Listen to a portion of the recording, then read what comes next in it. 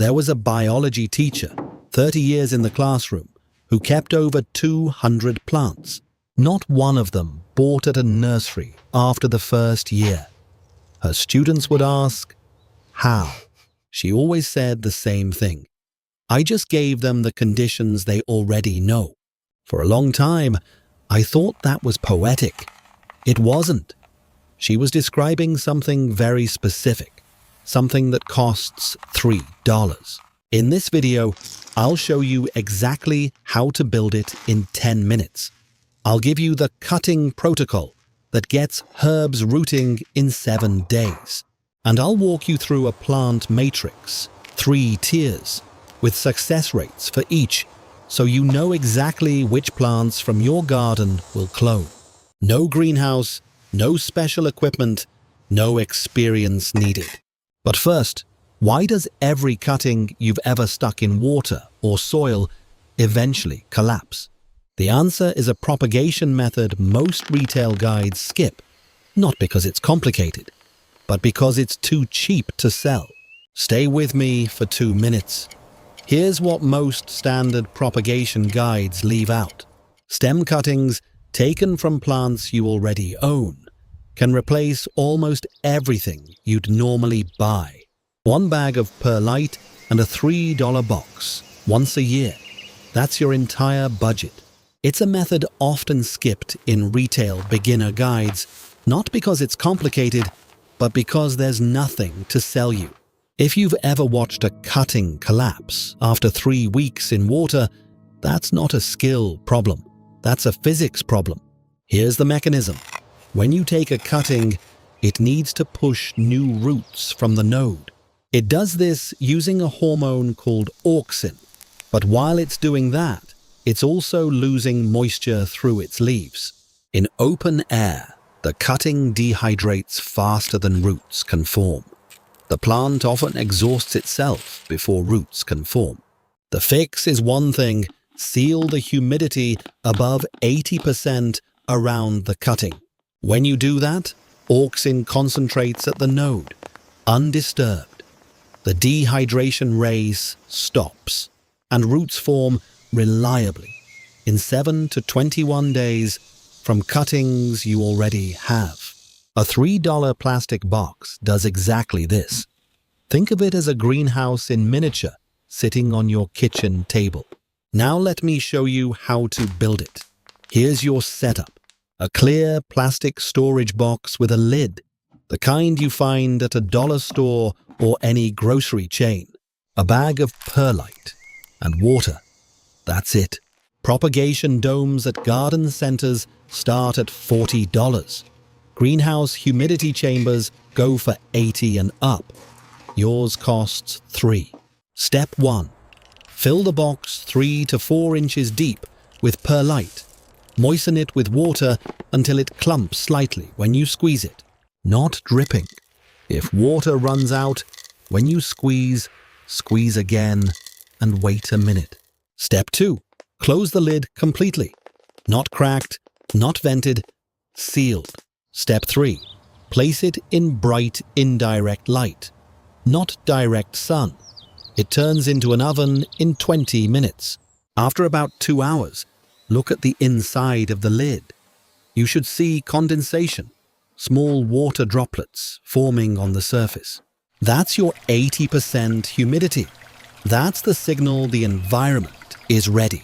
If you don't see condensation after 3 hours, your perlite may be too dry. Add a small amount of water, reseal. Wait. When you see those droplets, you've created the perfect microclimate. If you love simple garden hacks that actually work, hit subscribe so we can grow more together. The box is ready. Now the cut itself. This is where most people still lose cuttings, even with the right environment. Step 1. Choose a healthy stem, 4 to 6 inches long. Cut cleanly just below a node. That's the small bump or joint where a leaf meets the stem. Not between nodes. The node is where auxin concentrates and roots will emerge. If you cut above it, you've removed the mechanism. Use a sharp tool. A dull cut crushes the stem tissue and slows root formation. Step 2. Remove all leaves except the top 2 or 3. Not all leaves. The top ones continue to drive the auxin signal downward, but lower leaves left on will rot in the humid environment and introduce pathogens. Step 3. Optional. Dip the cut end lightly in rooting powder. This isn't required. The humidity does the heavy lifting. But if you have it, it shortens the timeline by a few days. Step 4. Insert the cutting 1 to 2 inches into the perlite. Close the lid. Now, 3 mistakes that will end this, even with the right box. Mistake 1. The most common. Opening the lid every day to check. Every time you open it, you vent the humidity you've built. Leave it completely closed for a minimum of 7 days. Mistake 2. And this one kills more cuttings than anything else. Using potting soil instead of perlite.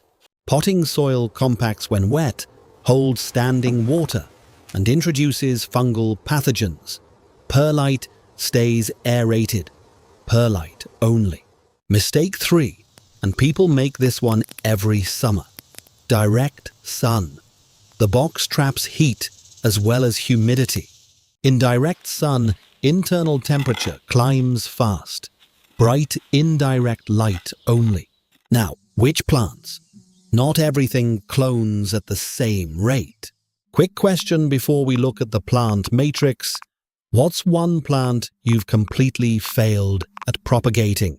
Drop it in the comments below. I want to see if it shows up in one of these tiers. 3 tiers, based on stem structure. These rates come from RHS propagation studies and university extension data on vegetative propagation. Tier 1. Herbs and soft-stemmed plants. Basil, mint, rosemary, lavender, thyme, lemon balm, oregano. Success rate, 95%. Timeline, 7 to 10 days. If you grow any of these, you already have a free plant factory. One established plant can generate dozens of new plants per year from tip cuttings alone. Tier 2. Semi-woody plants.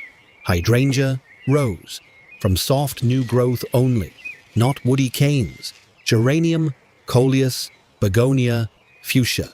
Success rate, 75%. Timeline, 10 to 15 days. Every rose you deadhead is a cutting you can put in this box. That's what the biology teacher meant. She wasn't collecting anything special. She was just taking what the plant was already offering. Tier 3. Woody and slow-rooting plants.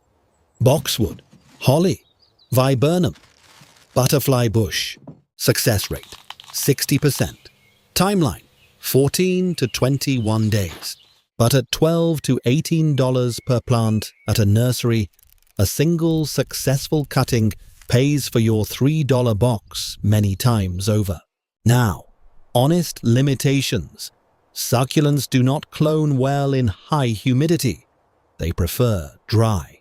Bulbs, corms, and rhizomes propagate differently. Plants grown only from seed won't clone from cuttings, and any cutting from a diseased or stressed mother plant will fail. Take from a healthy plant in active growth. This is not magic. It is the correct environment. Give the plant the conditions it already knows. Before I close, one thing most guides leave out. One box holds 6 to 8 cuttings at a time. 2 boxes, $6. Dozens of plants per cycle. At retail prices, that could represent several $100s worth of plants from $6 and a Sunday afternoon. On practical note, label your cuttings immediately. Perlite looks identical, regardless of what's planted in it. After 10 days, you will not remember. Picture this. Next spring, every bed in your garden filled with plants you grew yourself. Your neighbor asks where you bought them. You didn't. You built a $3 box. You took a few cuttings from what you already had. You sealed the lid and waited 3 weeks. That's not just a garden. That's independence. Go grow something beautiful. Remember what the biology teacher always said. I just gave them the conditions they already know. She wasn't being poetic. She was describing humidity physics. A sealed plastic box, 80%, auxin at the node. Now you know exactly what she meant. I want to know which plant you're going to clone first. Drop it in the comments and tell me whether it's a tier 1, tier 2, or tier 3. I read every single one. And if you're working with a plant that won't root, even in the right environment, tell me the name. That might be the next video. You've got the propagation box ready and your cuttings are rooting. But to get them to explode with growth once potted, you need to feed them right. I'll show you exactly how in the next one.